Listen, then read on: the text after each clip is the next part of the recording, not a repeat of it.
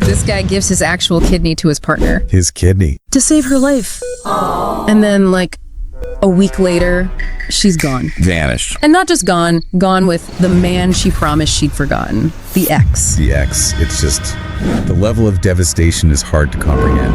Right, so it starts back in high school, which feels important, you know? That kind of young, intense, maybe naive view of love. Absolutely. That age, that intensity. He describes her as quiet, different. Ah, the different description. Yeah, and that fed right into this like romantic idea that he was the only one who truly got her. Which immediately sets him against everyone else, doesn't it? Instantly. The sources are clear. People were warning him constantly. Parents, friends, joking he was blind to it all. But he just ignored them. Completely. Dismissed it all. Because he had this core belief. His own words were, love could fix anything. Okay, love could fix anything. That's a powerful idea, but also kind of dangerous, maybe. It's the key vulnerability right there. Yeah. If you believe love is this magic wand, it lets you justify almost anything. Yeah. Ignoring red flags, cutting people off. Which he did. He cut off his family because they called her strange. Exactly. He systematically removed anyone, any voice that might challenge what was happening. He created an echo chamber. And even before the big money stuff started, he was already proving he'd sacrifice things for her. Small things, but still. Symbolic things. Selling his old bike to get her a phone. Skipping college parties, stuff like that to help her study. Yeah, these actions weren't huge financially. Not yet. But they established the pattern. Her needs come before my stuff, my social life, my connections. So he's basically saying, my resources, my identity, they're less important than keeping you comfortable. Precisely.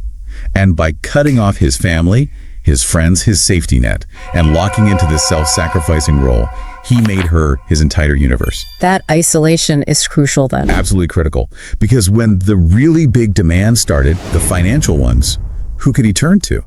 He had nobody left to give him perspective. So, okay. He's isolated himself, normalized giving things up for her. Yeah. He's perfectly set up, really, for the next stage. And that's where it shifts into finance. The source says she starts asking for money. Not just for fun stuff, but framed as necessities. Like, it's for rent, it's for school, emergencies, basically. Exactly. Plausible deniability built in. And his reaction, following the pattern, extreme giving. Totally. He says he sold half my belongings just to keep her comfortable. Think about that. Not just dipping into savings, selling assets. Wow. That's liquidating your life bit by bit. It's the sunk cost fallacy in action. The more he sells, the more he's invested. Right. The harder it is to walk away. Because Right. then you'd have to admit. That all those sacrifices, the family, the stuff, were for nothing. He's trapped by how much he's already given. But here's the gut punch. Where was that money actually going? Yeah. This is where it gets truly awful. He finds out later, she was sending most of it to her ex. The very same guy she swore she'd blocked and forgotten about. Oh my God. So he's selling his possessions? To fund her relationship with the man she eventually leaves him for. He was, quite literally, paying for his own replacement. Subsidizing the whole deception. How did he not see it? If this was ongoing, maybe for months, years even, was he just that deep in denial? Well, think back to his core belief. Love could fix anything. Right. That belief probably made him rationalize anything weird, any financial stress, any odd behavior from her. Yeah. He likely explained it away. She didn't need some master plan for the final betrayal. Because the betrayal is already happening, funded by him. Exactly. It was the structural reality of their relationship all along.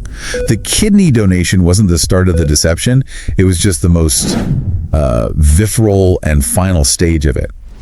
The money enabled it, but the isolation allowed the manipulation to work for so long. Okay, so this exploitative pattern just keeps escalating, and then it hits this awful climax with the medical crisis. Yeah, she gets, as the source says, real sick. Yeah. Kidney failure. Needs a transplant.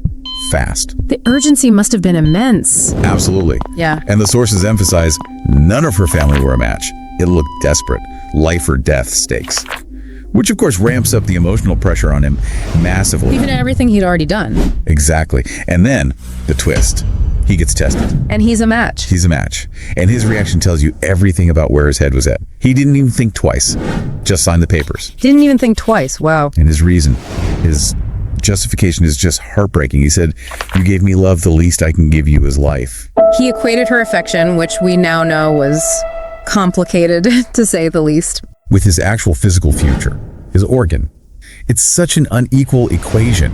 It perfectly shows how little self-worth he felt he had outside of her validation. To feel like he deserved her, he had to give a piece of his body. That seems to be the underlying logic, yes. It fits the pattern. And again, just like with the family situation years before, people tried to warn him off this. Oh yeah, the source is specific. Everyone begged me not to. Friends, family, presumably doctors laying out the risks. But he ignored them all, again. Again. It confirms this wasn't just some spontaneous act of kindness. It was the ultimate, maybe inevitable, conclusion of the path he'd been on for years. He had to do it in his mind to prove his love could save her, even if it cost him part of himself. He put her immediate physical survival above his own long-term health. Completely. It's devotion, yes, but it's gone past devotion into something incredibly reckless, fueled by everything that came before. A devastating moment, really. So much invested in that single act. And the surgery worked. She got the kidney. She survived. So for a moment, maybe he felt vindicated. There was that moment, yeah. Yeah. The source describes it.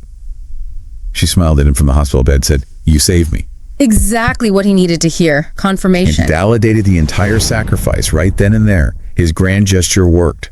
She was alive because of him. But that feeling, it didn't last long at all, did it? Brutally short. The source says, a week later, 1 week, he wakes up, she's just gone. Gone how? Phone disconnected, apartment empty, total disappearance, while he's still, recovering from major surgery. The cruelty of that timing is something else. No conversation, no transition. Just abandonment.